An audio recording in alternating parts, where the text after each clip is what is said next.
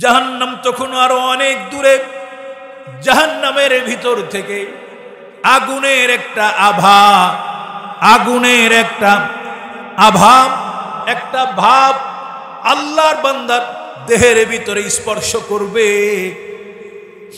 জাহান্নামের ভিতর থেকে গরম একটা হাওয়া এসে আল্লাহর বান্দার দেহের ভিতরে লাগবে।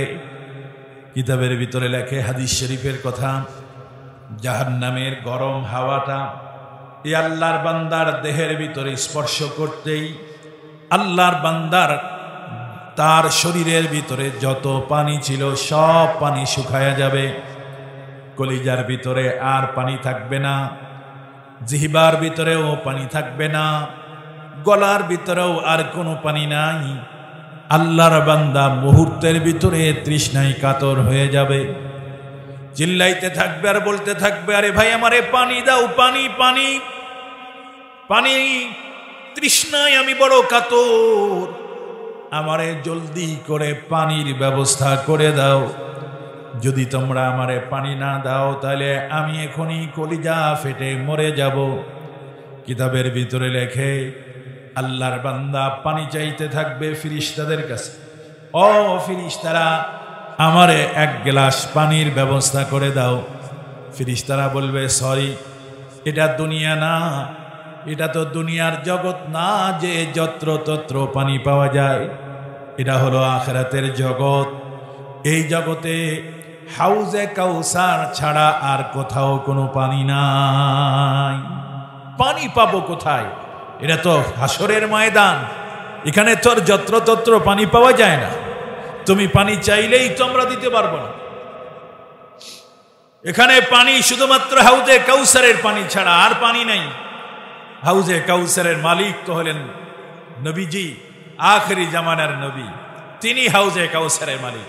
তার অনুমতি ছাড়া হাউজে কাউসারের পানি কেউ পান করতে পারবে না। আমরা তোমাকে পানি পান করাইতে পারবো না। আল্লাহর বান্দা বলবে, কিন্তু পানি ছাড়া সামনে অগ্রসর হওয়া আমার পক্ষে সম্ভব না। তৃষ্ণা যখন চরম পর্যায়ে পৌঁছে গেছে, আল্লাহ তাআলা এক ফেরেশতাকে পাঠায় দিবে, যা পানি নিয়ে তার সামনে দিয়া যা।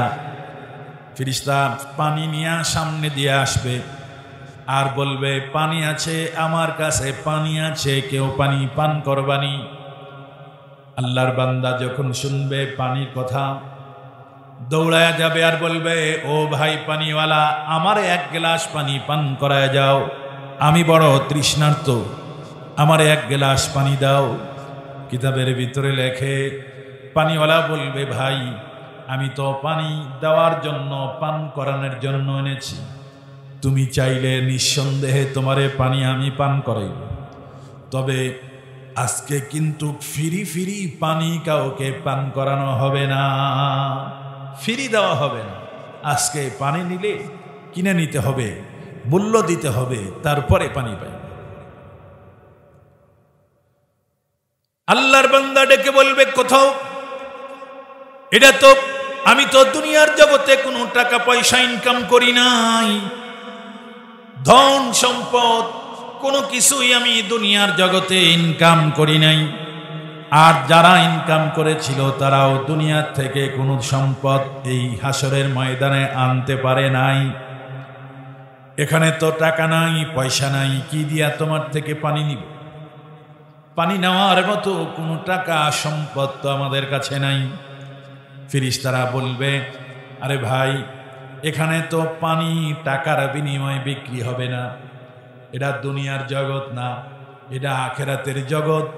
দুনিয়ার জগতে যেমন যার কাছে যত বেশি টাকা ছিল সে তত বড় ধনী, আর আখিরাতের জগতে যার কাছে যত বেশি নেকি থাকবে সে তত বড় ধনী হবে। কথা বলেন, কথা বলেন, ঠিক না? বনি ইসরাইল গোত্রের এক লোক ছিল। এই লোকটার শিশুকাল থেকেই, শৈশবকাল থেকেই ইবাদতের প্রতি তার খুব আগ্রহ ছিল। শৈশবকাল থেকে ইবাদতের প্রতি খুব আগ্রহ ছিল।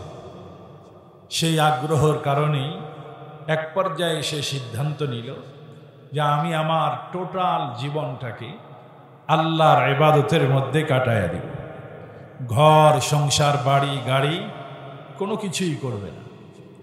সেই নিয়ত থেকেই আল্লাহর এই বান্দা প্রাপ্তবয়স্ক হওয়ার আগেই, বালেগ হওয়ার আগেই নিজের ঘর সংসার, বাবা মা ভাই বেরাদার আপনজন সব ছেড়ে জঙ্গলে চলে গেল এবং জঙ্গলে গিয়ে একাগ্রতার সাথে নির্জনে বসে, ডিস্টার্ব যেন না হয় আমলে, নির্জনে বসে একাগ্রতার সাথে আল্লাহর ইবাদত করা শুরু করে দিল।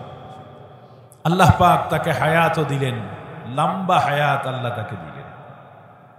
কিতাবের ভিতরে লেখছে 500 বছর হায়াত আল্লাহ তাকে দান করলেন।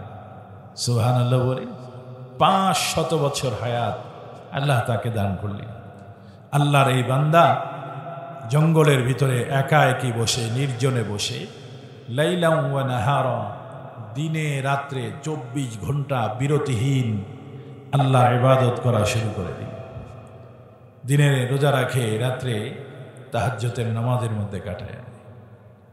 ইবাদত করতে করতে করতে করতে 500 বছর শেষ হয়ে গেল। এক পর্যায়ে আল্লাহর বান্দা আল্লাহর ডাকে সাড়া দিয়া দুনিয়া থেকে চলে গেলেন। নবীজি বলেন, হাসরের ময়দানে আল্লাহ তাআলা তার এই বান্দাকে ডাকবেন। ডেকে আল্লাহ তার সামনে নিয়ে তার বান্দাকে বলবে, আমার বান্দা, আমি তোমার উপরে খুশি, আমি তোমাকে আমার রহমতে জান্নাতের অনুমতি দিয়ে দিলাম, যাও আমার রহমতে জান্নাতে চলে যাও।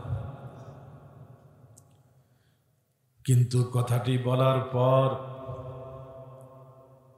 আল্লাহর বান্দা জান্নাতের দিকে দৌড়াইবে না, জান্নাতের দিকে যাবে না, সেখানেই দাঁড়ায়া থাকবে। আল্লাহ জিজ্ঞাসা করবে, কিরে গোলাম, তোমার না আমি জান্নাতে যাওয়ার অনুমতি দিলাম, তুমি জান্নাতে না যায়া এখনো দাঁড়ায় আছো, তুমি কি আমার জান্নাতে ঢুকবে না? তোমার কাছে কি আমার জান্নাত পছন্দনীয় না? তুমি কি আমার জান্নাতের ভিতরে ঢুকতে চাও না? আল্লাহর গোলাম বলবে, রব্বুল আলামিন, আমার জান্নাত আমার পছন্দ, আমি আমার জান্নাতে ঢুকতে চাই, তবে দাঁড়ায় রইলা কেন? আল্লাহর বান্দা বলবে, রব্বুল আলামিন, দাঁড়ায় রইলাম এই জন্য যে আপনার একটা কথার উপরে আমার একটু আপত্তি আছে, এই জন্যে দাঁড়ায় রইছি। আল্লাহ পাক জিজ্ঞাসা করবেন, কোন কথার উপরে তোমার আপত্তি? আল্লাহর গোলাম বলবেন, রব্বুল আলামিন, ওই যে আপনি বললেন আপনার রহমতে, আপনার দয়ায় আমি জান্নাতের মেহমান হব। বলে আল্লাহ কয়, হ্যাঁ, তুমি তো আমার রহমতেই জান্নাতে যাও। আল্লাহর গোলাম বলে, না না, এই কথাটাই তো আমার কাছে আপত্তি। আপনার দয়া, আপনার রহমতে আমি কেন জান্নাতে ঢুকব? আমার তো ইবাদত আছে, 500 বছরের নির্ভেজাল ইবাদত আমার আমলনামার ভিতরে জমা আছে। দীর্ঘ সময় ধরে দুনিয়ার সব ব্যস্ততাকে উপেক্ষা করে আমি একমাত্র শুধুমাত্র আপনাকে রাজি খুশি করার জন্য টোটাল জীবনটাকে আপনার ইবাদত আর বন্দেগীর মধ্যে কাটায়া দিলাম। জীবনে কোনোদিন ঘর সংসার করি নাই, জীবনে কোনোদিন ব্যবসা বাণিজ্য করি নাই, ধন সম্পদ কোনো কিছুই আমি অর্জন করি নাই, আমি কোনো আত্মীয় স্বজনের বাসায় যাই নাই। সব কিছু ত্যাগ করে 500 বছর পর্যন্ত শুধুমাত্র আপনার গোলামি আর ইবাদতের ভিতরে কাটায়া দিলাম। নির্জনে বসে বসে একা একা ইবাদত করেছি। ইবাদতের বিশাল পাহাড় আমার আমলনামার ভিতরে জমা হয়ে গেছে। আমি আপনার রহমতে কেন জান্নাতে যাব? আমি তো আমার ইবাদত দিয়া জান্নাতে যেতে চাই। আমি আমার ইবাদতের বিনিময়ে জান্নাতে যেতে চাই। আমি আপনার রহমতে নয়, ইবাদতের বিনিময়ে জান্নাতে যাব। যদি আপনার রহমতেই জান্নাতে ঢোকা লাগবে, তাইলে এত বছর এত কষ্ট করে ইবাদত করার তো কোনো প্রয়োজন ছিল না। এত ইবাদত করার পরে যদি আপনার দয়াই জান্নাতে যাওয়ার আগে তো ইবাদত করলাম কি? মুসলমান ভাইয়েরা আমার খুব ভালো করে বুঝবেন, কথাটি বলার পর আল্লাহ পাক বলবেন, রে গোলাম, তুমি কেন জান্নাতে, আমার রহমতে কেন জান্নাতে ঢুকবে? এই কথাটা আমি তোমাকে বুঝাইয়া দিব, তবে এখন না, একটু পরে। আল্লাহ ফেরেশতাদেরকে বলবেন, এ ফেরেশতারা, এই যে আমার গোলাম, আমার বান্দা, ওরে একটু জাহান্নামের কিনার দিয়া ঘুরায় নিয়ে আয়। ওরে এখনই জান্নাতে ঢুকাস না, ওরে একটু জাহান্নামের কিনার দিয়া জাহান্নামটা দেখায় নিয়ে আয়, জাহান্নামের কিনার দিয়া ঘুরায় নিয়ে আয়। ফেরেশতারা আল্লাহর হুকুম মতো আল্লাহর গোলামকে নিয়ে জাহান্নামের কিনারে যখন নিয়ে যাইবে, তখনও জাহান্নামের কাছাকাছি যায় নাই। জাহান্নাম তখন আরো অনেক দূরে। জাহান্নামের ভিতর থেকে আগুনের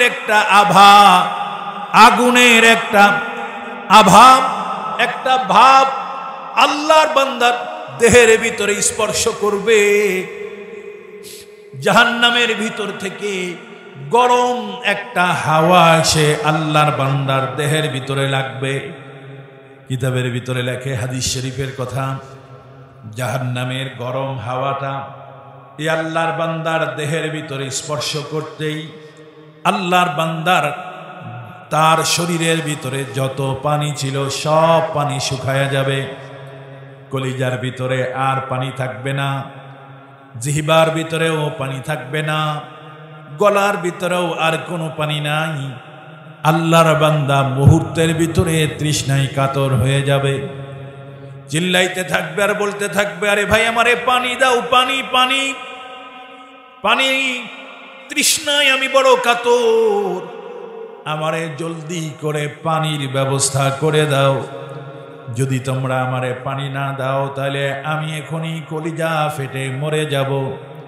কিতাবের ভিতরে লেখে, আল্লাহর বান্দা পানি চাইতে থাকবে ফেরেশতাদের কাছে, ও ফেরেশতারা আমারে এক গ্লাস পানির ব্যবস্থা করে দাও। ফেরেশতারা বলবে, সরি, এটা দুনিয়া না, এটা তো দুনিয়ার জগৎ না যে যত্র তত্র পানি পাওয়া যায়। এটা হলো আখিরাতের জগৎ। এই জগতে হাউজে কাউসার ছাড়া আর কোথাও কোনো পানি নাই।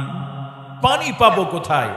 এটা তো হাসরের ময়দান, এখানে তোর যত্রতত্র পানি পাওয়া যায় না। তুমি পানি চাইলেই তো আমরা দিতে পারবো না। এখানে পানি শুধুমাত্র হাউজে কাউসারের পানি ছাড়া আর পানি নাই। হাউজে কাউসারের মালিক তো হলেন নবীজি, আখেরি জামানার নবী, তিনি হাউজে কাউসারের মালিক। তার অনুমতি ছাড়া হাউজে কাউসারের পানি কেউ পান করতে পারবে না। আমরা তোমাকে পানি পান করাইতে পারবো না। আল্লাহর বান্দা বলবে, কিন্তু পানি ছাড়া সামনে অগ্রসর হওয়া আমার পক্ষে সম্ভব না। তৃষ্ণা যখন চরম পর্যায়ে পৌঁছে গেছে, আল্লাহ তাআলা এক ফেরেশতাকে পাঠায় দিবে, যা পানি নিয়ে তার সামনে দিয়া যা। ফেরেশতা পানি নিয়ে সামনে দিয়ে আসবে আর বলবে, পানি আছে আমার কাছে, পানি আছে, কেউ পানি পান করবানি। আল্লাহর বান্দা যখন শুনবে পানির কথা, দৌড়ায় যাবে আর বলবে, ও ভাই পানিওয়ালা, আমার এক গ্লাস পানি পান করায় যাও, আমি বড় তৃষ্ণার্ত, আমার এক গ্লাস পানি দাও। কিতাবের ভিতরে লেখে, পানিওয়ালা বলবে, ভাই আমি তো পানি দেওয়ার জন্য, পান করানোর জন্য এনেছি, তুমি চাইলে নিঃসন্দেহে তোমারে পানি আমি পান করাইব, তবে আজকে কিন্তু ফিরি ফিরি পানি কাউকে পান করানো হবে না, ফিরি দেওয়া হবে না। আজকে পানি নিলে কিনে নিতে হবে, মূল্য দিতে হবে, তারপরে পানি পাই। আল্লাহর বান্দা ডেকে বলবে, কোথাও এটা তো আমি তো দুনিয়ার জগতে কোনো টাকা পয়সা ইনকাম করি নাই, ধন সম্পদ কোনো কিছুই আমি দুনিয়ার জগতে ইনকাম করি নাই। আর যারা ইনকাম করেছিল তারাও দুনিয়ার থেকে কোনো সম্পদ এই হাসরের ময়দানে আনতে পারে নাই। এখানে তো টাকা নাই, পয়সা নাই, কি দিয়া তোমার থেকে পানি নিব? পানি নেওয়ার মতো কোনো টাকা সম্পদ তো আমাদের কাছে নাই। ফেরেশতারা বলবে, আরে ভাই, এখানে তো পানি টাকার বিনিময়ে বিক্রি হবে না, এটা দুনিয়ার জগৎ না, এটা আখিরাতের জগৎ। দুনিয়ার জগতে যেমন যার কাছে যত বেশি টাকা ছিল সে তত বড় ধনী, আর আখিরাতের জগতে যার কাছে যত বেশি নেকি থাকবে সে তত বড় ধনী হবে। কথা বলেন, ঠিক না? ফেরেশতারা বলবে, আমরা টাকার বিনিময়ে পানি দেই না। কিসের বিনিময়ে দাও? নেকি দিয়া পানি দেই, নেকি। আল্লাহর বান্দা তখন মনে মনে ভাববে, আমার তো নেকির অভাব নাই, 500 বছরের নির্ভেজাল ইবাদতের নেকি আমার আমলনামার ভিতরে জমা আছে। কত নেকি নিবা? দাও আমার 1 গ্লাস পানি দাও, যত নেকি লাগে নিয়ে নিও। পানিওয়ালা বলবে, না, আগে দাম ঠিক করো তারপরে পানি খাও। বলে, ঠিক আছে, বলো তাহলে তোমার 1 গ্লাস পানির দাম কত? পানিওয়ালা বলবে, আমার 1 গ্লাস পানির দাম একটু বেশি। কত বেশি? কয়, 500 বছরের নির্ভেজাল ইবাদতের নেকি যদি তুমি আমাকে দিয়ে দাও, তাহলে বিনিময় আমি তোমাকে 1 গ্লাস পানি পান করাইতে পারি। 500 বছরের নির্ভেজাল ইবাদতের নেকি যদি দাও, চাইলে 1 গ্লাস পানি তোমাকে দিব। আল্লাহর বান্দা কিং কর্তব্য বিমূঢ় হয়ে যাবে, বিব্রতকর অবস্থায় পড়ে যাবেন। কি করবেন? একদিকে পানি যদি পান করে জীবনের সব নেকিগুলো একজনকে দিয়ে দিতে হয়, নিঃস্ব হয়ে যায়, তার কাছে আর কোনো নেকি থাকে না। অপরদিকে পানি যদি পান না করে তাহলে তার মনে হবে, আমি যদি এখন পানি পান না করি তাহলে এখনই কলিজা ফেটে মরে যাব। পানি পান করাও খুব জরুরি। আবার পানি পান করলে সব নেকিগুলো দিয়ে দিতে হয়। সিদ্ধান্তহীনতার ভিতরে ভুগতে থাকবেন। এক পর্যায়ে চিন্তা করে স্থির করবেন, না না, পানি ছাড়া আমি আর বাঁচতে পারছি না। বাঁচার পরে না নেকির প্রয়োজন হবে, যদি নাই বাঁচি তাহলে নেকি দিয়া কি হবে? পানিওয়ালা আল্লাহর বান্দা রাজি হয়ে যাবে, ঠিক আছে দাও, 1 গ্লাস পানি দাও, বিনিময়ে 500 বছরের নেকি নিয়ে দাও। 1 গ্লাস পানি নিয়ে পান করবে, বিনিময়ে 500 বছরের নির্ভেজাল ইবাদতের নেকি পানিওয়ালারে দিয়ে দেবে। পানি যখন পান করা শেষ, আল্লাহ তো দেখে না, কয় না, আল্লাহ দেখেন না? দেখেন না? আল্লাহ তো সব দেখতেছেন, সিংহাসনে বসে বসে কুদরতি মনিটরের ভিতরে সব দেখতেছেন কি হয়। আল্লাহ তাআলা ফেরেশতাদেরকে ডাকবেন, এই ফেরেশতারা হয়ে গেছে কাজ, এবার আমার গোলামটাকে আমার আদালতের ভিতরে আবার হাজির করে দাও। মুহূর্তের ভিতরে আল্লাহর গোলামকে আবার আল্লাহর আদালতের সামনে হাজির করে দেওয়া হবে। রব্বুল আলামিন তার গোলামকে ডেকে বলবেন, রে গোলাম, দাও তোমার ইবাদতগুলো, 500 বছরের ইবাদতের নেকিগুলো আমার আমলনামা, আমার আদালতের ভিতরে জমা দাও। আর তোমার নেকির বিনিময়ে তুমি জান্নাতের ভিতরে চলে যাও, জান্নাতের মালিক হয়ে যাও। কথাটা বলার পরে আল্লাহর বান্দা মাথা নিচুর দিকে দিয়া চোখের পানিগুলো ঝরাইতে থাকবে, কোনো কথা বলবে না। লজ্জায় মাথাটা নিচু হয়ে গেছে, চোখের পানি দিয়া বুক ভেসে যাবে। রব্বুল আলামিন ডেকে বলবেন, কিরে গোলাম, নেকি জমা দাও না কেন?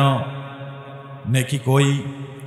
আল্লাহর বান্দা লজ্জায় কাঁপা কাঁপা কণ্ঠে আল্লাহর সামনে জড়সড় হয়ে বলবে, রব্বুল আলামিন 500 বছরের নির্ভেজাল ইবাদতের নেকি আমার আমলনামার ভিতরে জমা ছিল, কিন্তু রব্বুল আলামিন 1 গ্লাস পানির বিনিময়ে সব নেকিগুলো একজনকে দিয়ে দিছে। এখন আর আমার আমলনামার ভিতরে কোনো নেকি নাই। এখন আমার আমলনামার ভিতরে একটা নেকি আমার আমলনামার ভিতরে নেই। আমি এখন নিঃস্ব অসহায়। আল্লাহর বান্দা বলবে, আল্লাহ আমার বুঝে এসেছে সত্যি আপনার রহমত ছাড়া জান্নাতে ঢোকার কোনো কায়দা নাই। রব্বুল আলামিন তার গোলামকে ডেকে বলবে, রে গোলাম, 500 বছরের নির্ভেজাল ইবাদত দিয়া 1 গ্লাস পানি পান করলি। 500 বছরের নির্ভেজাল ইবাদত দিয়া 1 গ্লাস পানি পান করলি। 1 গ্লাস পানির বিনিময় 500 বছরের নির্ভেজাল ইবাদত তুমি একজনকে দিয়ে দিলা। তুমি যে 500 বছর হায়াত দুনিয়াতে বেঁচেছিলে, জঙ্গলের ভিতরে নির্জনে বসে বসে তুমি আমার ইবাদত করেছিলে। তুমি কোনো হোটেল রিজার্ভ করো নাই, কোনো বাড়িও রিজার্ভ করো নাই। তুমি তো নিশ্চিন্তে নির্বিঘ্নে একা একই বসে বসে আমার গোলামি করেছো। আর প্রতিদিন 3 বেলা যথা সময়ে তোমার কাছে সুন্দর স্বচ্ছ পানি আর খাদ্য কে তোমার কাছে পৌঁছায়ছিল? আল্লাহর বান্দা বলে, আল্লাহ আপনি তো দিয়েছিলেন। রব্বুল আলামিন কে বলেন, গোলাম 500 বছর পর্যন্ত আমি তোমার কাছে নিয়মিত প্রতিদিন খাদ্য পৌঁছাইছি, পানীয় পৌঁছায় দিয়েছি। 500 বছরে কত হাজার গ্লাস পানি তুমি পান করেছ, এর হিসাব তোমার কাছে না থাকলে কি হবে? আমি রব, আমি তোমাকে পান করেছি, আমার কাছে টোটাল হিসাব আছে। গ্লাস পানির দাম যদি 500 বছরের ইবাদত হয়, আমি যে তোমারে হাজার হাজার গ্লাস পানি তোমারে পান করাইলাম, আমার দেওয়া পানি দুনিয়ার ভিতরে যা পান করেছ এটার বুঝি কোনো দাম নাই? আমি আপনাদের জিজ্ঞাসা করি, বলুন তো দেখে, এই যে পানি পান করেন দিয়েছেন কে? বলেন না, কে দিয়েছেন?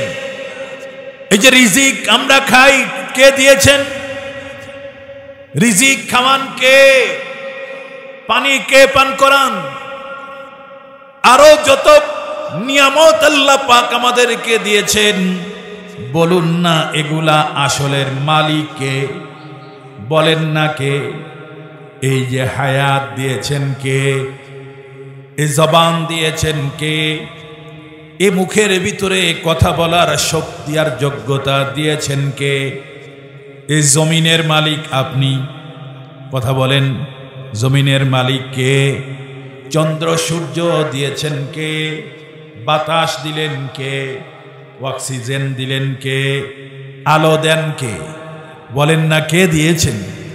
এই আমার দেহের ভিতরে যত অঙ্গ প্রত্যঙ্গ আছে এগুলা দিয়েছেন কে? বলেন না কে? আল্লাহ পাক তার গোলামরে ডেকে বলে, গোলাম আমি তো শুধু তোরে রিজিক দিয়ে পালে ফেলেছি তা না, আমি তোমারে শুধু পানি পান করেছি তা না, আমি তো তোমারে হায়াত 500 বছরের হায়াত যেটা তুমি ইবাদত করেছো, এই হায়াতটাও দুনিয়ার কোনো মানুষ তোমাকে দেয় নাই। এই হায়াতটাও তো দিয়েছিলাম আমি আল্লাহ। এই হায়াতের মালিক তো ছিলাম আমি আল্লাহ। তুমি যে শক্তি দিয়া ইবাদত করছো, এই শক্তিটাও তো দুনিয়ার কোনো মানুষের দেওয়া না। শক্তি কার দেওয়া? বলেন না কার দেওয়া? তুমি যে জবান দিয়া আমার জিকির করেছো, ওই জিকিরের দেওয়া ওই জবানের মালিক কে? আরো জোরে বলেন না কে? এই কথা বলার যোগ্যতা আমাদেরকে দান করেছেন কে? আমি যে চোখ দিয়া দেখি, এই চোখ দিয়েছেন কে? বলেন কে দিয়েছেন? বাবা দিয়েছেন, মা দিয়েছেন।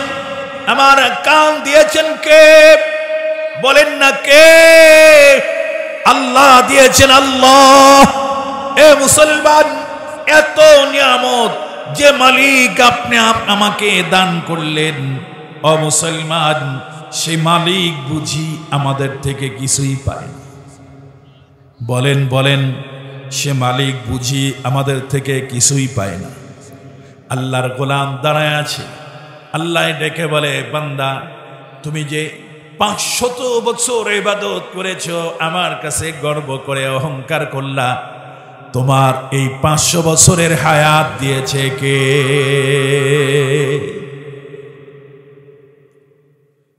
মুসলমান ভাইরা আমার, খুব ভালো করে বুঝবেন, যত নিয়ামত আল্লাহ পাক আমাদেরকে দান করেছেন, একটা নিয়ামতের মূল্য যদি আল্লাহ আমাদের থেকে চান, আমাদের গোটাল জীবনের সব ইবাদত যদি এক জায়গায় করি, এক গ্লাস পানির দাম তো এখনো হয় না।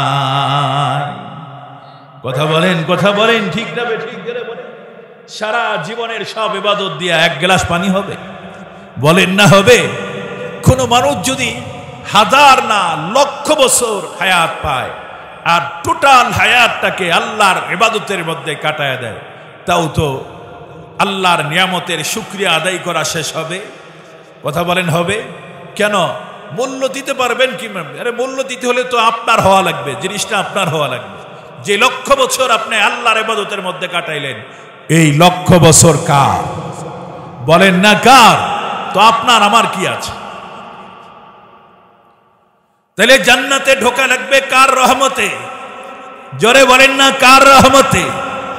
আল্লাহর গোলাম আল্লাহকে ডেকে বলে, মালিক বুঝাচ্ছে, বুঝাচ্ছে, আর আমার এই লজ্জা দিবেন না আল্লাহ, আমার বুঝে এসেছে। 500 বছর কেন, 5000 বছর যদি আপনার গোলামি করি, একটা নিয়ামতের মূল্য পরিশোধ করে জান্নাতে ঢোকার মতো কোনো কায়দা নাই। আপনার রহমত ছাড়া কেউ জান্নাতের ভিতরে ঢুকতে পারবে না। কথা বলেন, কথা বলেন, ঠিক যাবে, ঠিক জোরে বলেন। তাহলে রহমতের প্রয়োজন আছে না নাই? আরো জোরে বলেন, আছে না নাই?